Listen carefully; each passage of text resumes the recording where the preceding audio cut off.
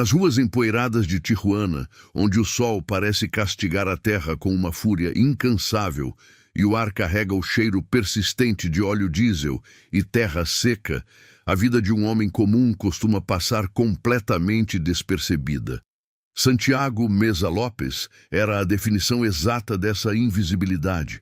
Com as mãos grossas e calejadas pelo manuseio constante de cimento, areia e tijolos, ele personificava o estereótipo do trabalhador braçal mexicano. Um homem silencioso, humilde e de pouca instrução formal. Seus olhos, muitas vezes baixos e cansados, escondiam a exaustão de quem passava os dias sob o calor escaldante, tentando erguer muros que protegessem a privacidade de outros, enquanto sua própria vida ruía sob o peso de uma pobreza sufocante. Santiago não era um vilão de cinema, nem possuía a aura ameaçadora dos sicários que patrulhavam as esquinas em caminhonetes blindadas. Ele era, aos olhos de qualquer vizinho, apenas um avô bondoso e um pai de família, preocupado em como colocaria o próximo prato de comida na mesa. Contudo, em Tijuana, a sobrevivência é uma moeda cara e perigosa. A cidade, situada na fronteira exata entre a esperança de uma vida melhor e o desespero absoluto, havia se tornado o epicentro de uma guerra brutal entre cartéis de drogas rivais.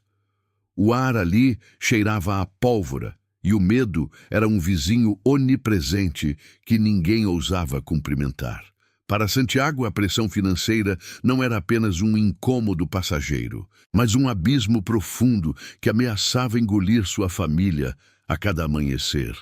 Cada tijolo assentado rendia apenas alguns pesos, uma quantia irrisória diante da inflação galopante e da violência sistêmica que encarecia o custo básico da existência.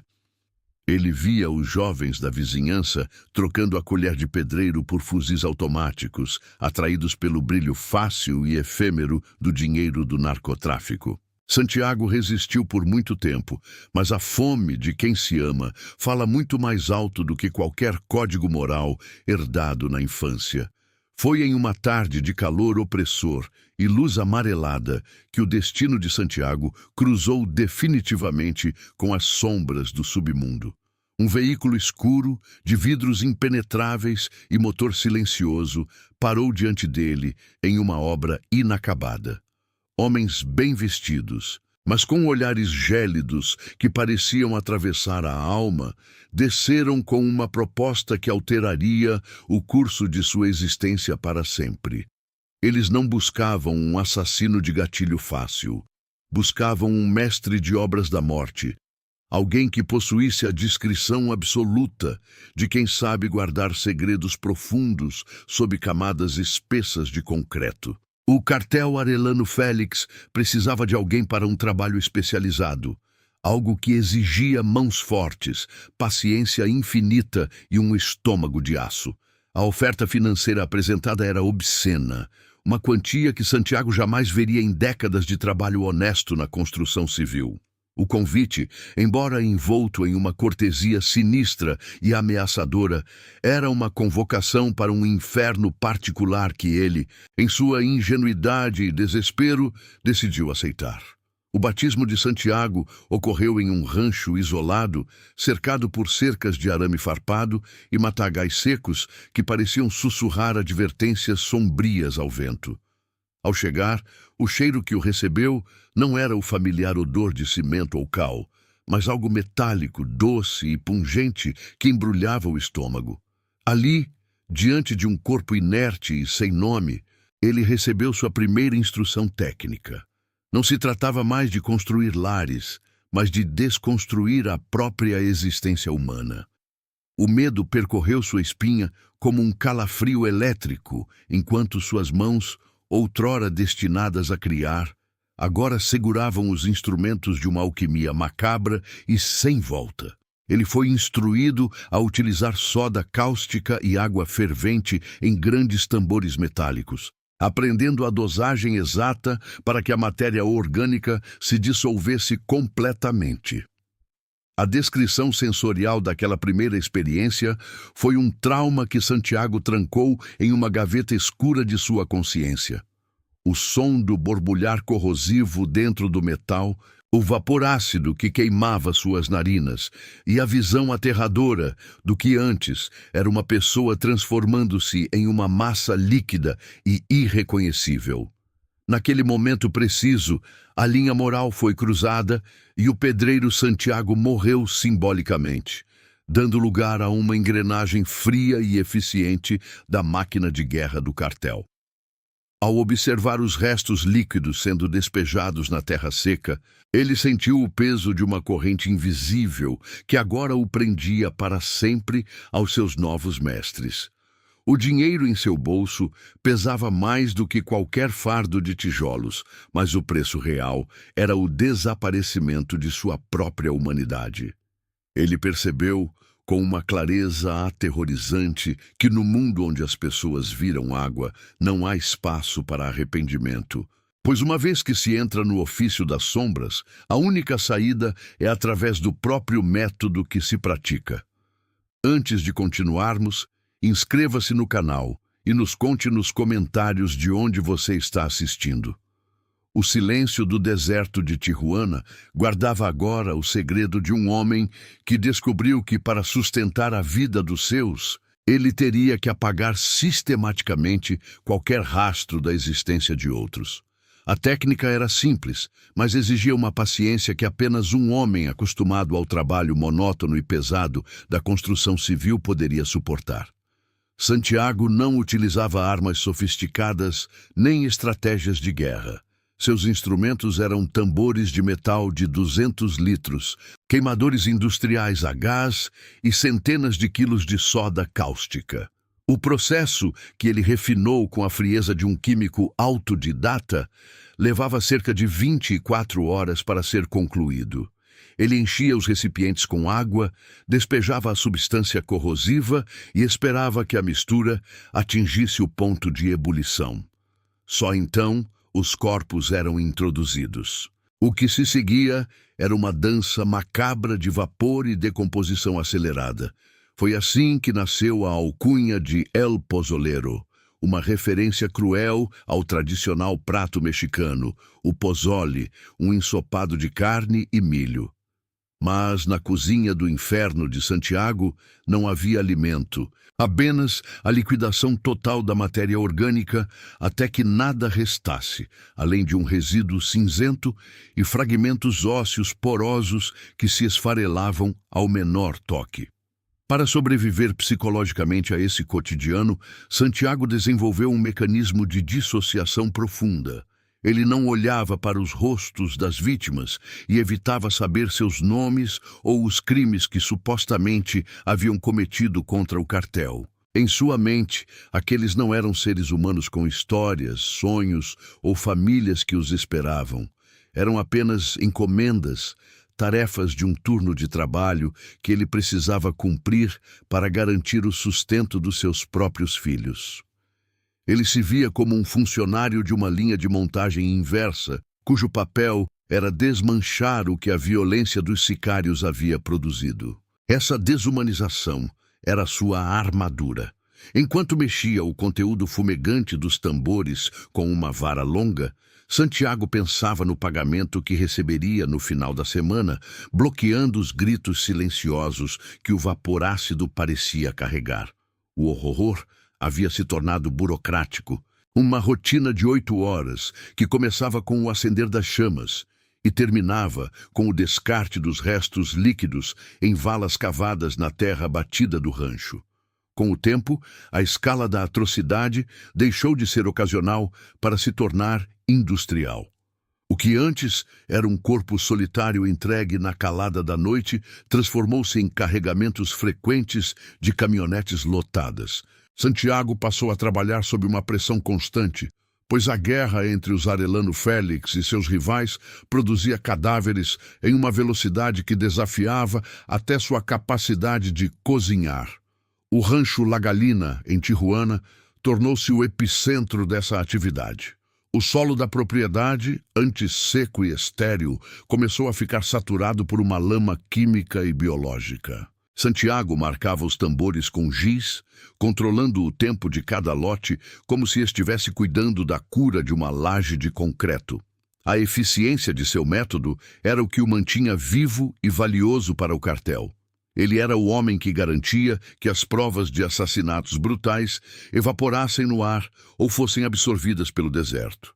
No entanto, o silêncio de Santiago em casa tornava-se cada vez mais denso.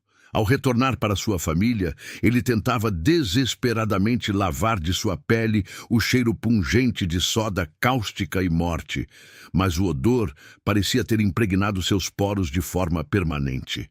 Ele abraçava os netos com as mesmas mãos que horas antes haviam despejado baldes de resíduos humanos na terra.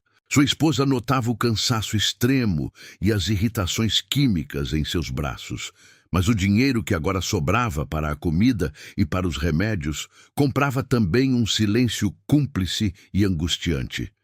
Santiago era um fantasma dentro de sua própria casa.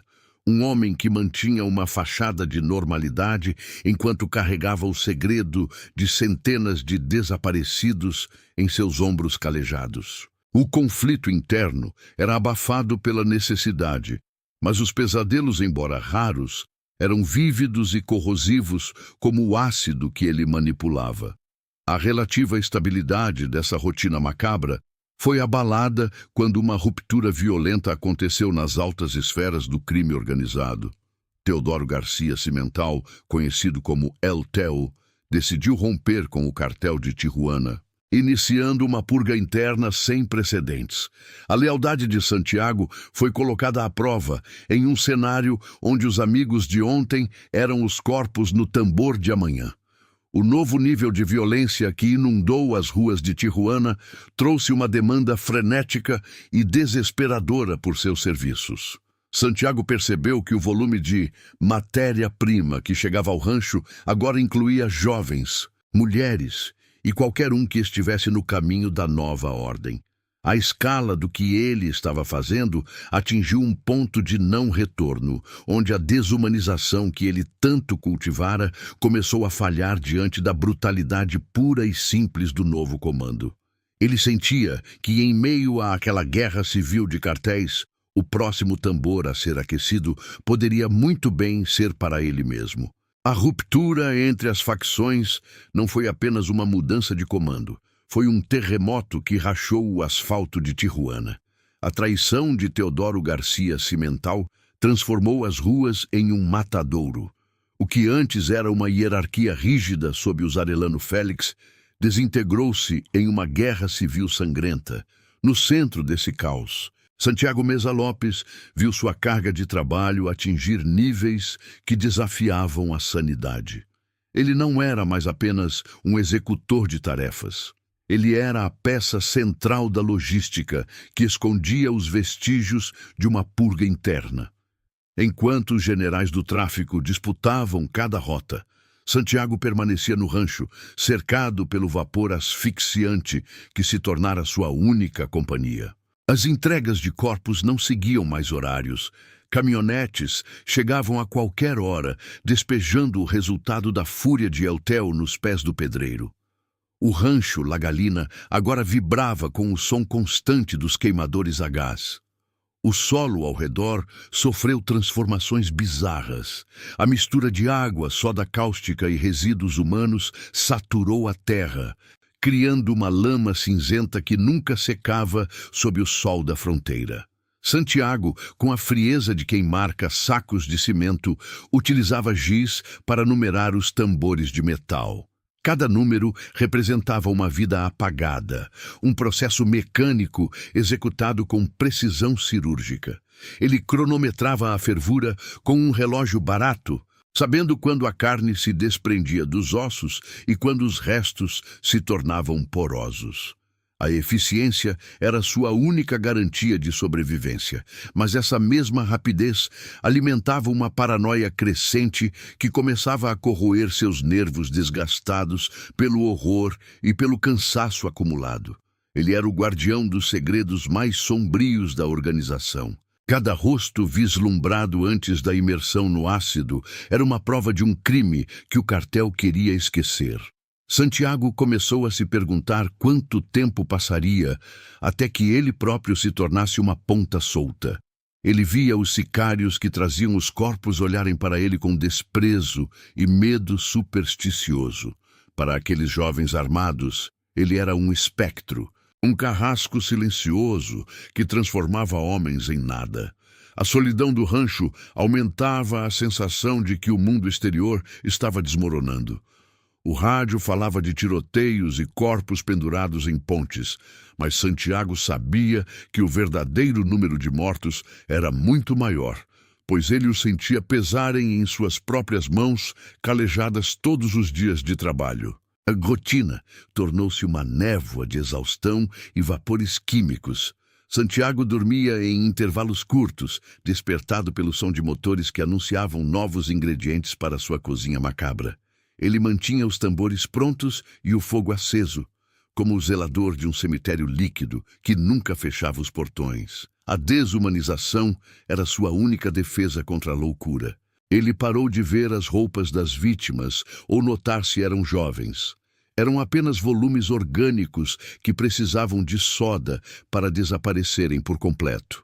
No entanto, a pressão da guerra civil afetou a qualidade dos suprimentos. O gás às vezes faltava, e a soda cáustica, comprada em quantidades industriais que levantavam suspeitas, nem sempre tinha a pureza necessária para a dissolução química total daquela matéria orgânica indesejada. Foi em uma dessas noites que o horror quase transbordou para além das cercas do rancho. Um erro no cálculo da mistura, aliado a um corpo não drenado, provocou uma reação violenta dentro de um dos tambores. Uma espuma escura transbordou, liberando uma fumaça negra que subiu aos céus como um sinal satânico. O cheiro de carne queimada e produtos químicos espalhou-se pelo vale, carregado pelo vento noturno. Desesperado, Santiago tentou abafar a reação, mas o vapor ácido queimou seus pulmões até que ele mal conseguisse enxergar o perigo iminente. Por um momento eterno, ele viu as luzes de uma patrulha militar brilharem na estrada deserta. O pânico gelou seu sangue. Se os soldados sentissem aquele odor, o segredo seria revelado e sua existência terminaria ali mesmo, sob a mira de fuzis ou pela vingança cruel dos seus próprios mestres impiedosos que não aceitavam falhas. O susto com a patrulha militar naquela noite escura finalmente se dissipou, mas o rastro de fumaça negra deixou uma marca indelével no destino de Santiago. Enquanto ele se apressava em esconder os vestígios daquela falha química no rancho, a poucos quilômetros dali, nas praças de Tijuana, uma força de natureza oposta se organizava com um vigor desesperado. Era o lamento das mães que haviam perdido seus filhos para o vácuo absoluto das ruas controladas pelo narcotráfico. Para Santiago Meza Lopes, os corpos eram apenas obstáculos biológicos a serem removidos para garantir o pão de cada dia. Mas para aquelas mulheres, cada pessoa processada era um universo de memórias e futuros brutalmente interrompidos. O silêncio que ele vendia ao cartel era a tortura diária de centenas de famílias que batiam em portas fechadas, implorando por notícias que nunca vinham e enfrentando o descaso de autoridades corrompidas pelo mesmo ouro que financiava a soda cáustica. A angústia do vazio é um tipo de morte que se renova a cada amanhecer, pois a ausência de um corpo impede a finalização do luto e mantém a alma em suspensão. Em Tijuana, o desaparecimento tornou-se uma epidemia silenciosa, e as associações de vítimas notaram um padrão cada vez mais aterrador. Não havia corpos sendo encontrados em valas comuns com a mesma frequência de antes, apesar dos relatos constantes de sequestros. O boato sobre um homem sinistro que fazia as pessoas sumirem no ar, transformando carne e osso em lama cinzenta, começou a circular como um sussurro de horror nos becos da cidade. As mães, Armadas apenas com fotografias e uma coragem nascida do desespero, começaram a realizar suas próprias investigações, ignorando os riscos de retaliação. Elas ouviam histórias sobre caminhonetes que entravam carregadas em ranchos isolados e saíam vazias, deixando apenas o cheiro sufocante de produtos químicos que queimavam as narinas. A esperança cruel era exatamente o que Santiago estava dissolvendo em seus tanques. O contraste entre esses dois mundos era abismal. Enquanto o pedreiro mantinha sua rotina mecânica de um trabalho de 8 horas, indiferente ao peso das almas que processava, as mães de Tijuana passavam noites em claro em orações fervorosas. O fervor das preces colidia com a frieza gélida daquele homem que via a destruição da vida como uma simples tarefa técnica. Os líderes dessas associações, movidos por uma intuição aguçada pela perda, começaram a ligar os pontos que a polícia fingia ignorar. Eles ouviram falar pela primeira vez de El Pozolero, o cozinheiro macabro, uma figura que habitava o folclore do crime, mas que agora ganhava os contornos de uma realidade insuportável. A ideia de que seus filhos poderiam ter sido transformados em líquido era um golpe que nem a fé mais resiliente conseguia amortecer. A investigação paralela das famílias começou a incomodar o silêncio comprado pelo cartel. Santiago, em sua paranoia crescente, sentia que o ar ao seu redor estava se tornando pesado, mas sua lealdade era ditada pelo pavor de se tornar a próxima entrega. Ele continuava a marcar seus tambores com giz, ignorando que o clamor das mães criava uma pressão social que o exército não poderia mais ignorar. O contraste entre sua vida doméstica de vovô bondoso e o monstro logístico descrito nos cartazes de busca era a ironia mais amarga da fronteira. Ele era o executor da negação final, a negação do corpo e do direito sagrado ao luto e ao sepultamento digno. A tensão atingiu o ponto de ebulição no início de 2009.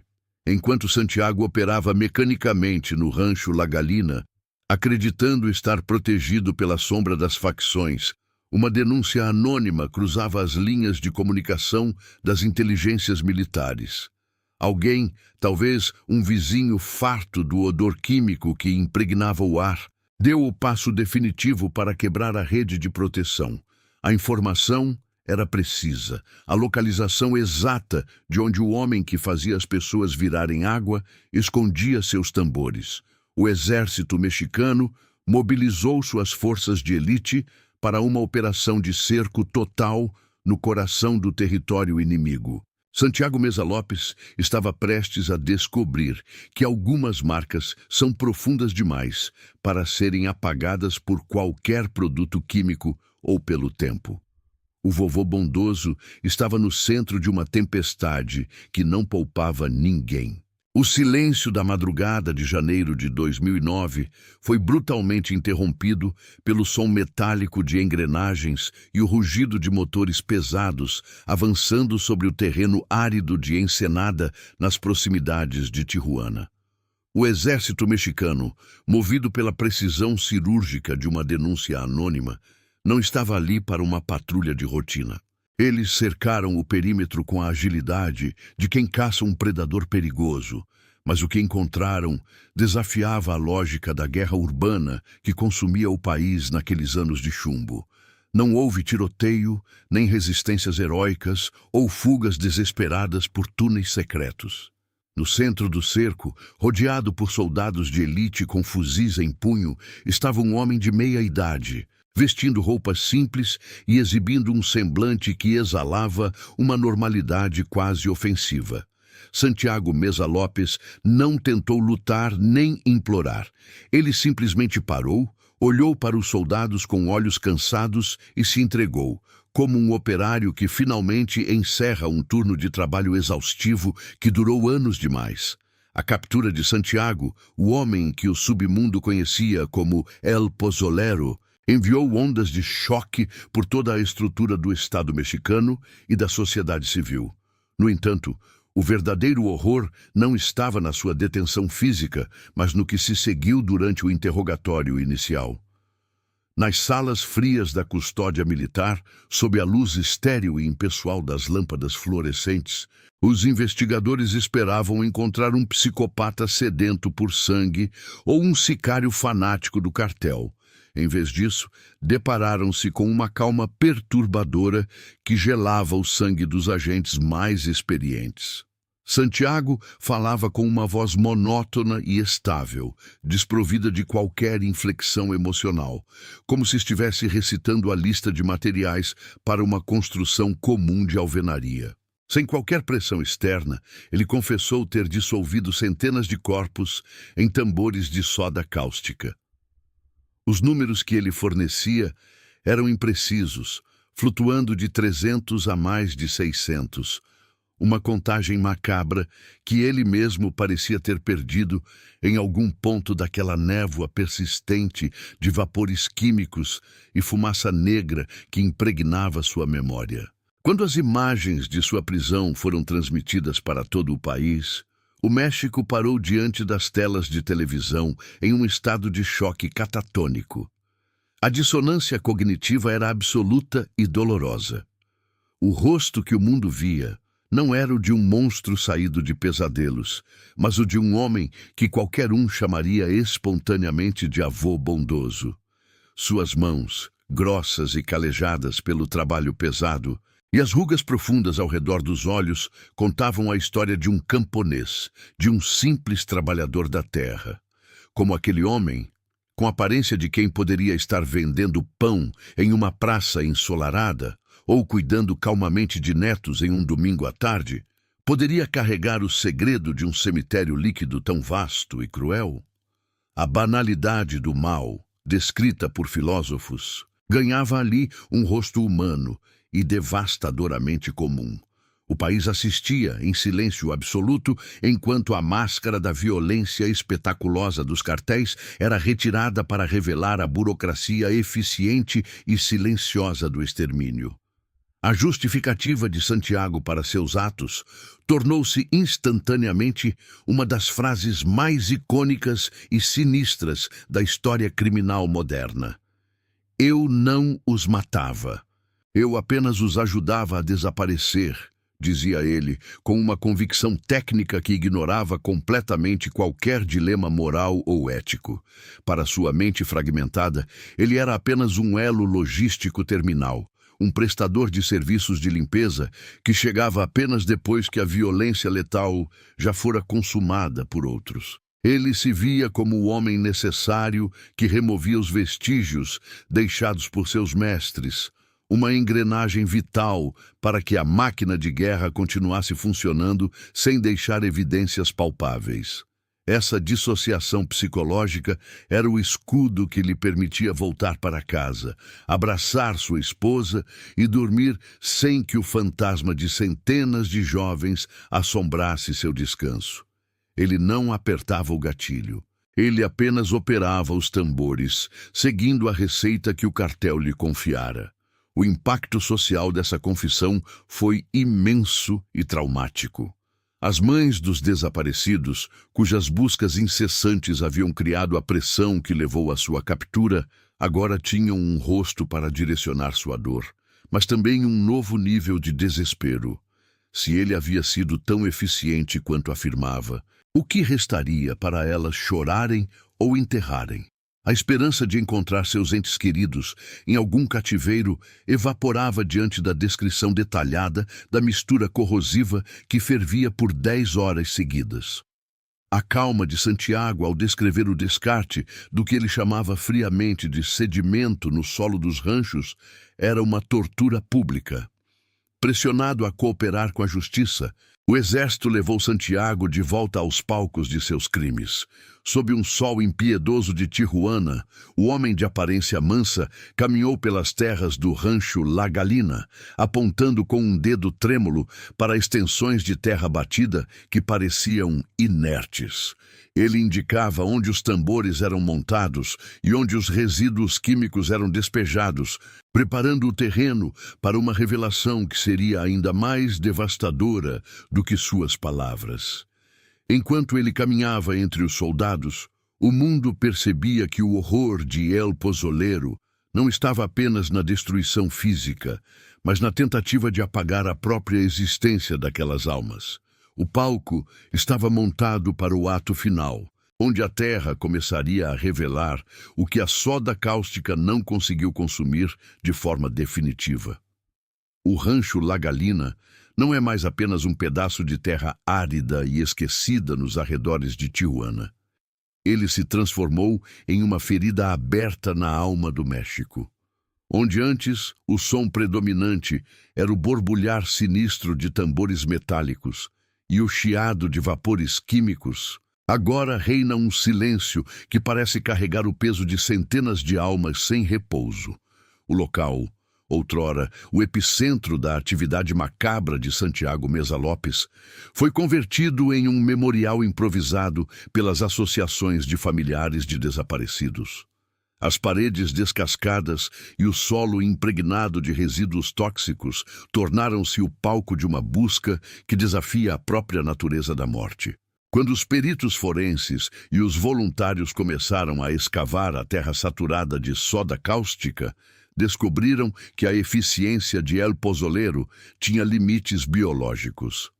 A ciência forense encontrou milhares de pequenos fragmentos ósseos, dentes, pedaços de vértebras e lascas de fêmures que resistiram ao calor e à corrosão.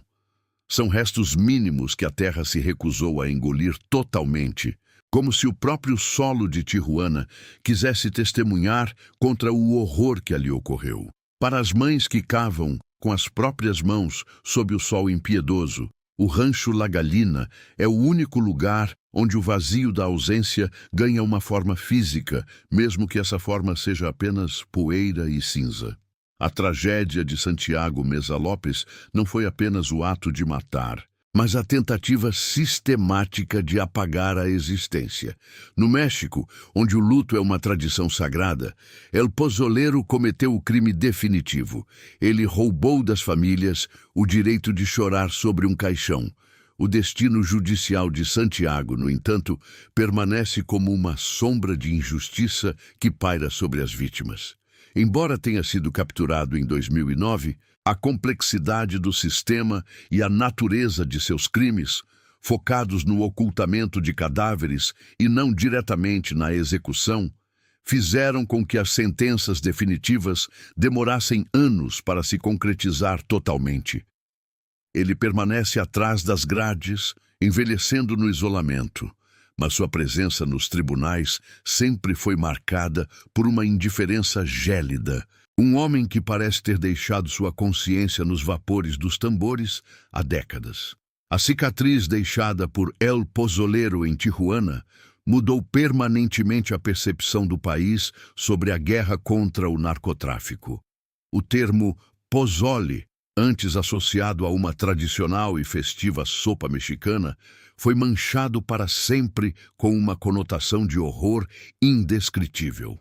A sociedade mexicana foi forçada a encarar a realidade de que o mal não reside apenas nos atiradores ostensivos ou nos barões da droga que vivem em mansões, mas também naqueles que, como Santiago, aceitam o papel de zeladores do extermínio por uma quantia de dinheiro.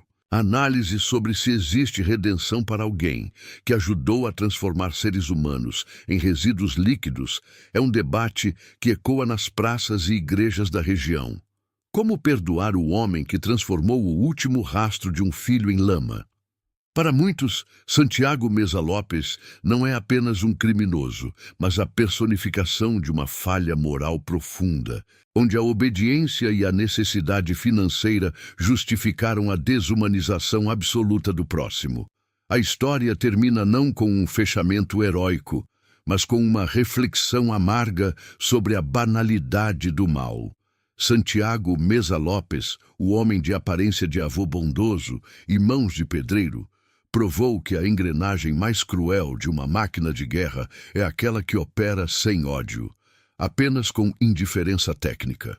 Ele não odiava as pessoas que dissolvia. Para ele, elas eram apenas o material de seu turno de 8 horas. Hoje, as flores de plástico deixadas pelas mães no rancho La Galina balançam ao vento da fronteira, marcando o local onde a dignidade humana tentou ser apagada por produtos químicos. A memória dessas vítimas, no entanto, resiste na insistência das famílias que se recusam a aceitar o esquecimento. Santiago Meza Lopes viverá o resto de seus dias na obscuridade de uma cela. Mas o legado de suas ações permanece gravado na terra mexicana, um lembrete eterno de que, mesmo quando o corpo é transformado em água, a verdade insiste em emergir do sedimento, clamando por justiça em meio ao silêncio das cinzas.